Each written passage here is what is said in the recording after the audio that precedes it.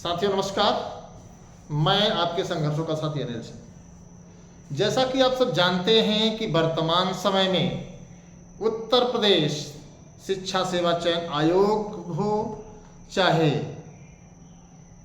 लोक सेवा आयोग, इन दोनों आयोगों से जो भर्तियां होनी हैं उसको लेकर के लगातार ये प्रयास किया जा रहा है, बताया जा रहा है आप लोगों को कि चाहे राजकीय प्रवक्ता हो चाहे अशासकीय प्रवक्ता हो, उसमें बीएड को अनिवार्य कर दिया गया है। अब ऐसे हालात में ये बीएड किसी आयोग ने नहीं लागू किया है, बात को थोड़ा सा समझने की जरूरत है। ये बीएड जो है किसी आयोग ने नहीं बल्कि एनसीटी की गाइडलाइन के आधार पर शासन स्तर से लागू किया गया है।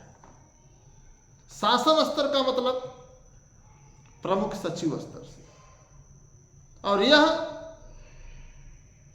हस्तक्षेप अगर लोक सेवा आयोग करे, शिक्षा निदेशालय करे या फिर शिक्षा सेवा चयन आयोग करे तो संभव नहीं है। आप अपने दिल और दिमाग से इस बात को निकाल दीजिए। जब तक मुख्यमंत्री उत्तर प्रदेश का सीधे हस्तक्षेप नहीं होगा, यह संभव है ही नहीं कि आंदोलन के माध्यम से या दबाव के माध्यम से हो सके।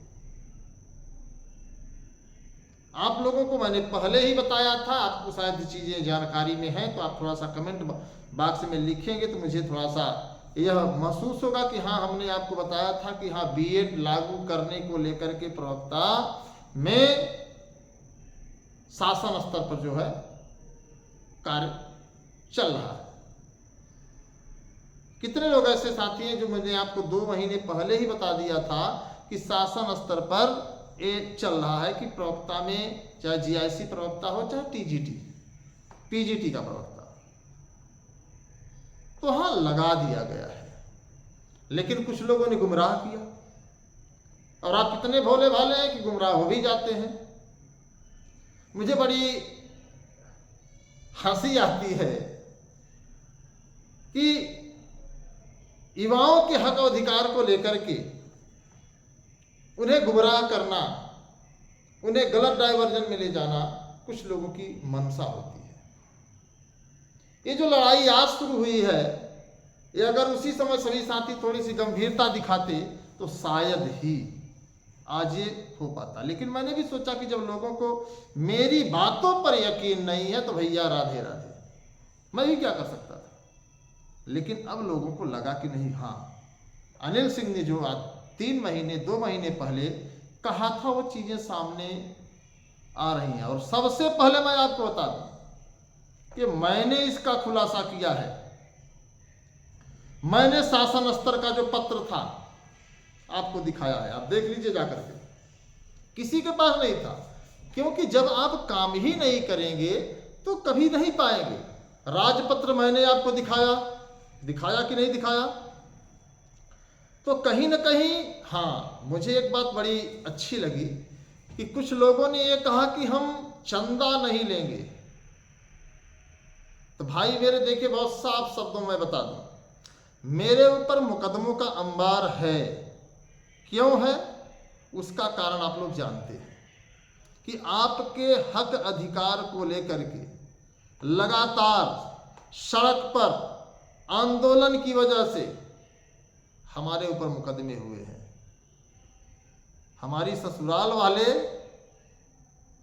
या हमारे परिवार वाले हम पर मुकदमा नहीं किए हैं।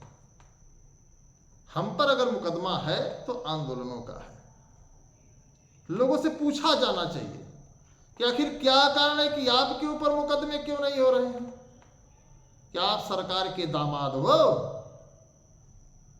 और सबसे बड़ी बात, बहुत साफ शब्दों में, कि अगर आप दलाली करेंगे, बहुत क्लियर मैं बोल रहा हूं, अगर आप दलाली करेंगे पेपर लीक कराने में, भ्रष्टाचार कराने में संलिप्त रहेंगे, मोटी रकम वसूलेंगे, तो निश्चित तौर पर आप कह सकते हैं कि हम चंदा नहीं लेंगे, हम सहयोग नहीं लेंगे, बहुत साफ शब्दों में। तो कुछ चीजें तो सिद्ध हो चुकी हैं, अब और भी सिद्ध होती चली आ रही हैं। मित्रों, मैं बहुत स्पष्ट बता दूं, चाहे मैं लड़ाई लड़ूं या ना लड़ूं, चाहे लोग मेरे साथ जुड़े या ना जुड़े, मैं यूं ही बेबाक तरीके से बोलता रहूंगा। और रही बात सहयोग लेने न लेने की, तो अगर संघर्ष रहेगा तो हम दलाली नहीं करेंगे कि हम दलाली करके 4 लाख 5 लाख करें, उसके बाद जो है हम कहेंगे कि हम चंदा नहीं लेंगे, तो मुझसे नहीं हो पाएगा। मैं दलाली नहीं कर पाऊंगा। हाँ, अगर आप लोगों को लगता है कि हाँ अनिल सिंह आप मत लड़िए, तो मुझे कोई दिक्कत नहीं है।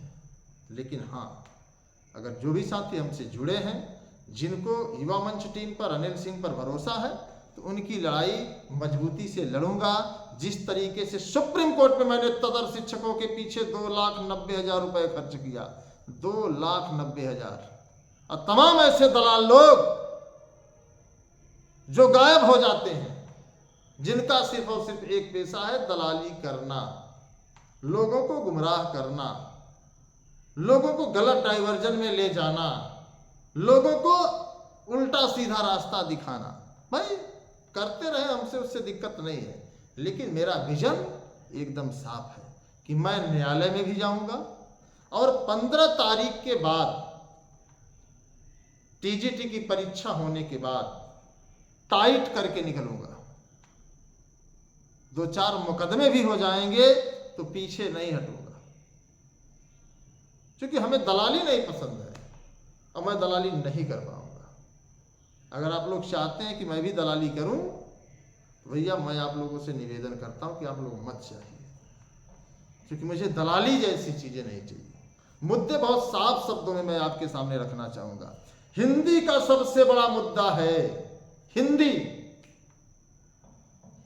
बीएड का तो मुद्दा हमने आपसे बता ही दिया है। हिंदी का सबसे बड़ा मुद्दा है कि अशासकीय सहायता प्राप्त माध्यमिक विद्यालयों में जो टीजीटी के शिक्षकों की भर्ती हुआ करती थी, उसमें स्नातक में अगर आप संस्कृत लिए हैं तो इंटर में संस्कृत हो या ना हो कोई जरूरी नहीं है। लेकिन इस नियमावली में एक बड़ी क्राइटेरिया लाइन खींच दी गई, जिससे लाखों अभ्यर्थी हिंदी के प्रभावित हो रहे हैं, सिर्फ हिंदी के। अब इस पर हम न्यायालय न जाएं, हम विरोध न करें, ये हो नहीं सकता। मैं न्यायालय जा रहा हूं, जिनको लगता है वो सहयोग करेंगे, जिनको नहीं लगता नहीं। दुनिया बहुत बड़ी है भाई। आंदोलन में कितने लोग आते हैं? 13,50,000 लोगों ने फार्म भरा, आते 13 लोग हैं। लेकिन जीत होती है हमारी, जीत हमारी ही होती है। दूसरी बात, प्राविधिक कला के साथी, ललित कला के साथी, इनके साथ क्या हो रहा है? तो इस पर भी आपको सोचना पड़ेगा। जीव विज्ञान राजकीय विद्यालय में है और अशासकीय विद्यालय में नहीं है। संगीत में आप देखिए, सीधे प्रभाकर को सीधे बाहर कर दिया गया। अंग्रेजी में देखिए, journal English, language English, literature English, पता नहीं कितनी इंग्लिश है यार। हम तो 26 अक्षर जानते थे, 26 अक्षर से अंग्रेजी होती है। 75 तरह की तमाम यूनिवर्सिटी जैसी हैं जहां पर लिख दिया गया केवल इंग्लिश। अब बताइए क्या करेंगे बच्चे? तो कहीं ना कहीं अगर देखा जाए तो जो विवाद की स्थिति है वो नियमावली को लेकर के है, और मैं इस पूरी नियमावली को चैलेंज करूंगा। क्यों करूंगा? उसका सीधा सीधा कारण है कि जीआईसी एलटी में उम्र सीमा कितनी होती है आपको पता ही है। तो टीजीटी पीजीटी में भी उम्र सीमा की बात सामने आ रही है। हाँ, ये अलग बात है कि जब लागू हो जाएगी तब आप जागेंगे, तो फिर जब होगा तो देखा जाएगा। अगर आपको लगता है कि नहीं लागू, मैं पहले बता दे रहा हूं कि लागू हो जाएगी, अगर आपको ऐसा लगता है कि मैं सही कह रहा हूं तो अभी वक्त है इस नियमावली को चैलेंज करने का। 3 जून को इलाहाबाद हाई कोर्ट बंद होता है, अब जुलाई में खुलेगा, समय कहां रह गया है। अगर इस बीच में शिक्षा सेवा चयन आयोग का पोर्टल बन गया और विज्ञापन इन्होंने निकाल दिया, तब आप कहां जाएंगे, कौन सी न्यायालय में जाएंगे, कौन से न्यायालय में जाएंगे आप। इसलिए एक विकल्प हमारा न्यायालय का है, जिसके लिए आप लोगों का सहयोग जरूरी है। अगर आप सहयोग नहीं करेंगे तो ये लड़ाई अधूरी है, लेकिन मुझे यकीन है कि आप सहयोग करेंगे। दूसरी लड़ाई हमारी है सड़क पर, जो 16 तारीख के बाद हम तय करेंगे और मजबूती से लड़ेंगे और दिखाएंगे कि हम कितने शिद्दत से संघर्ष करते हैं। क्योंकि हम मजाक नहीं करते, हम औपचारिकता पूरी नहीं करते, हम लड़ते हैं। तो उसी की देन है कि मुकदमों का अंबार है, चार्जशीट लगती है सरकार की, प्रशासन की। तो बाकी आप लोगों को खुद तय करना है कि कौन सही है कौन गलत है। निर्णय आपको लेना है, फैसला आपके हाथ में है। तो बहुत साफ शब्दों में अगर आप चाहते हैं तो आपको सहयोग धकाधक करना चाहिए। समय कम है, आप सहयोग करिए। मैं सभी से कह रहा हूं, अगर इस लड़ाई को आप लोग चाहते हैं कि बेहतर तरीके से लड़ा जाए तो आपको सहयोग करना पड़ेगा। और सहयोग आप नहीं करेंगे तो आपको दलालों का दामन पकड़ना पड़ेगा। क्या होगा क्या नहीं होगा इसकी कोई गारंटी नहीं है। ये बात बहुत साफ शब्दों में मैं कह रहा हूं आपको। तो ये चीजें मैंने आपको पहले ही बता दी है। तो जो भी साथी है, मैं बहुत स्पष्ट रूप से कहना चाहूंगा कि आपको अभी वक्त है, वरना अगर चीजें हाथ से निकल गई तो पछताने के सिवा कुछ नहीं होगा। सिर्फ और सिर्फ आप पश्चाताप करेंगे। शारीरिक शिक्षा में सीपीएड को बाहर कर दिया।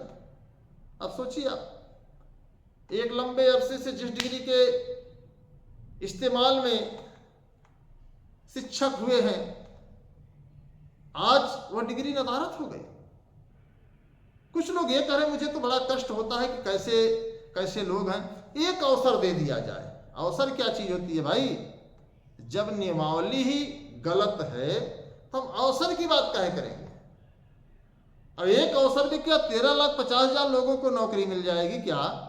या फिर जो 40 साल का बंदा है, 42 साल 43 साल का, वो जाकर के डिग्री खरीदना शुरू कर देगा? ये कौन सी बात है? तो आप लोगों को खुद अपना करियर तय करना, अपना भविष्य तय करना है कि आपके करियर में क्या होता है। आप खुद अपने करियर के जिम्मेवार हैं, आप अपने भविष्य के खुद निर्माता हैं।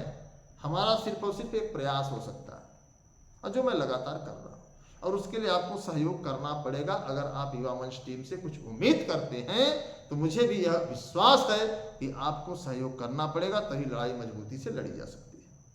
अन्यथा की स्थिति में तमाम लोग हैं, कई तरीके से प्रश्न करते रहेंगे, आपको गुमराह करते रहेंगे। आप उस दौर को याद करिए जब आपको गुमराह किया गया। अब मुझे तो हंसी आ रही, लोग कह रहे चंदा।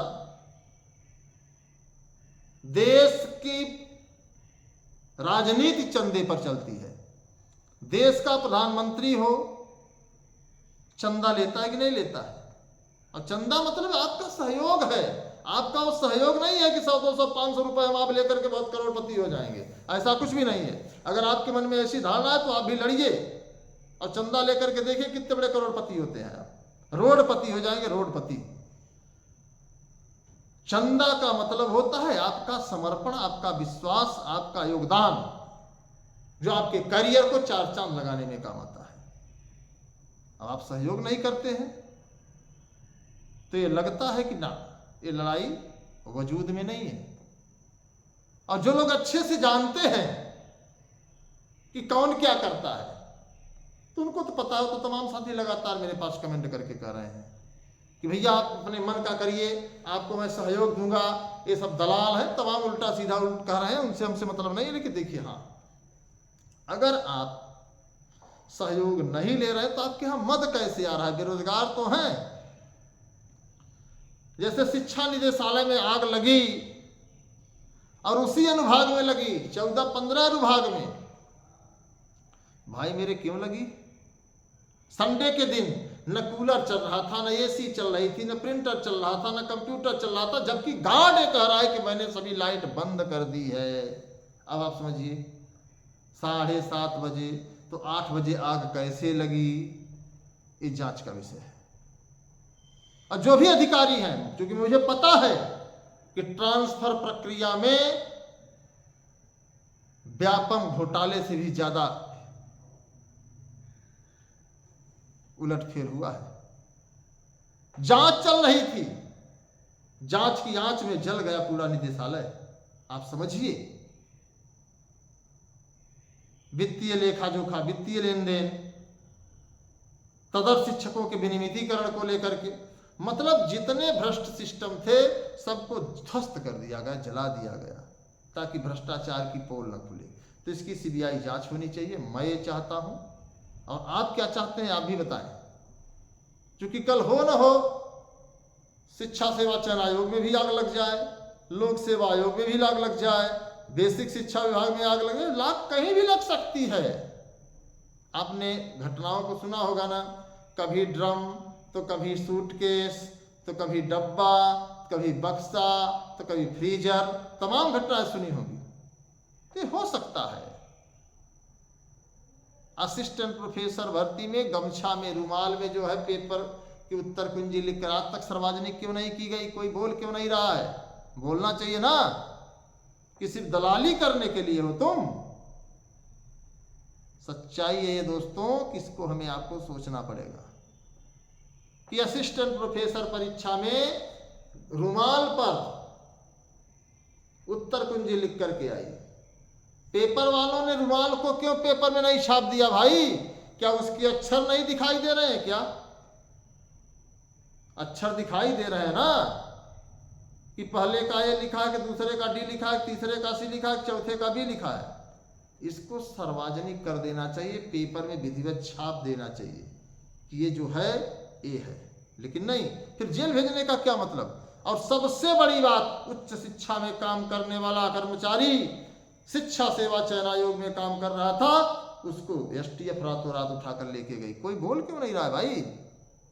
कोई क्यों नहीं बोल रहा है? हम तो कहते हैं ना कि भाजपा कितने मंत्री हैं, विधायक हैं, सांसद हैं, उनसे कहना चाहिए। हर्षवर्धन वाजपेयी जी हैं, नंद गोपाल नंदी गुप्ता जी हैं, सिद्धार्थ नाथ सिंह जी हैं, इनके पास जाकर के कहना चाहिए लोगों को ना। लेकिन नहीं कहेंगे, क्योंकि इनका सीधा सीधा मकसद है दलाली करना। अगर आप भी दलाली पर विश्वास रखते हैं तो बिल्कुल आप दलाली करिए। हमारी शुभकामनाएं कि आप आगे बढ़ें। लेकिन मैं ईमानदारी से लोगों से सहयोग ले सकता हूं, लेकिन कभी आयोगों की दलाली, इंटरव्यू की दलाली, पेपर लीक कराने की दलाली, नौकरी दिलाने की दलाली नहीं कर पाऊंगा, क्योंकि मेरे जहन में मेरे माँ ने ऐसा दूध नहीं पिलाया है। इसलिए आप सभी से निवेदन है कि आप लोग थोड़ा सा सावधानी बरतें। अगर आप चाहते हैं तो आप लोग सहयोग में थोड़ा सा तीव्रता लाइए। सोच में पड़े रहेंगे तो सोचते रह जाएंगे।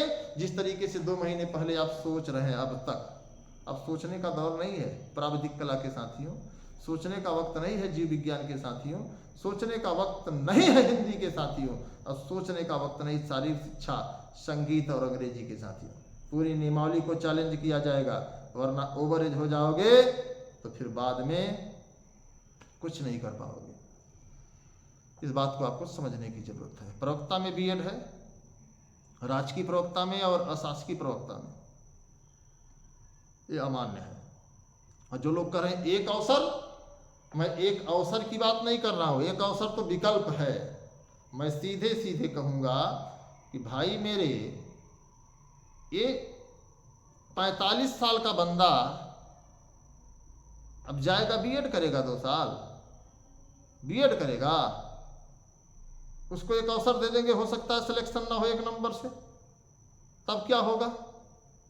और एक अवसर तो सरकार ने दिया है ना, 2022 के विज्ञापन में दे दिया है, ले लो सब लोग, एक अवसर ही तो है। शिक्षा मित्रों के मामले को आप नहीं जानते होंगे, शायद साहब ने नहीं बताया होगा। शिक्षा मित्रों को कहा गया था ना कि एक अवसर दिया जाएगा।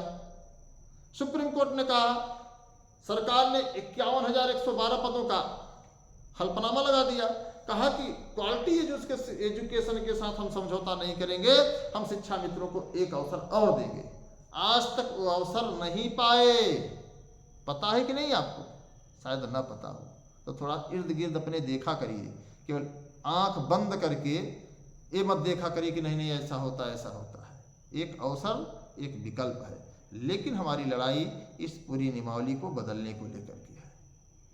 ये नियमावली गलत है, मनगढ़ंत है, हम इसे स्वीकार नहीं करेंगे और यही हमारी लड़ाई रहेगी। बाकी आप लोग जो फैसला करेंगे वो आपके करियर को वही राह देगा। तो सभी साथियों का बहुत बहुत आभार, बहुत बहुत धन्यवाद। मैं आपके संघर्षों का साथी अनिल सिंह। जय हिंद।